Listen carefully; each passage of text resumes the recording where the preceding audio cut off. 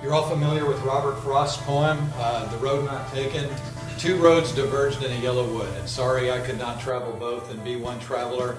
Long I stood and looked down one as far as I could to where it bent in the undergrowth. So what could that possibly have to do with facility planning? Well, the poet is the ultimate observer of practical, everyday, mundane aspects of daily life, right? All the practical realities of everyday life, and uses simple words to express that in profound ways. I think there's a similarity there. Joao Batista Vilanova Artigas, the Brazilian architect, said, "I admire poets. What they express with a couple of words takes us a ton of brick."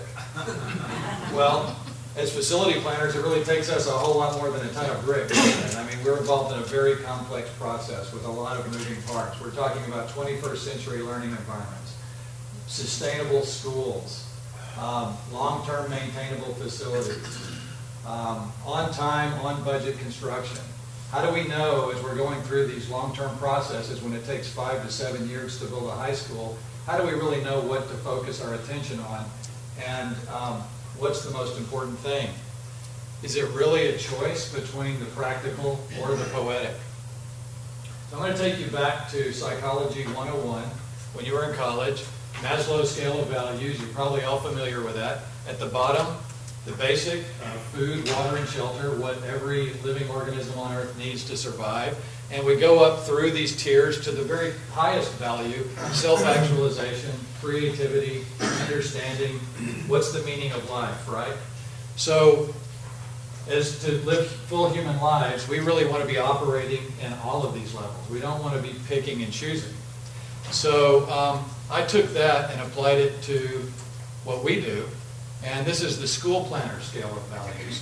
So at the bottom, we've got the poor school superintendent who doesn't know how many students are going to show up in September into his already overcrowded, dilapidated facilities, and he's saying, "Hey guys, just get roofs over my kids' heads for me."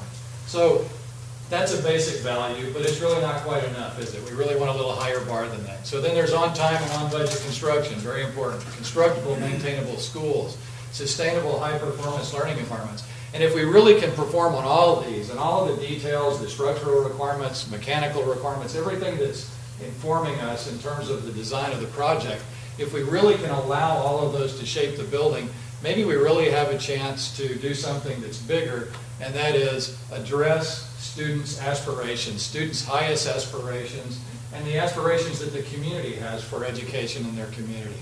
So really, it's not a choice between the practical or the poetic. It's that the practical shapes the poetic.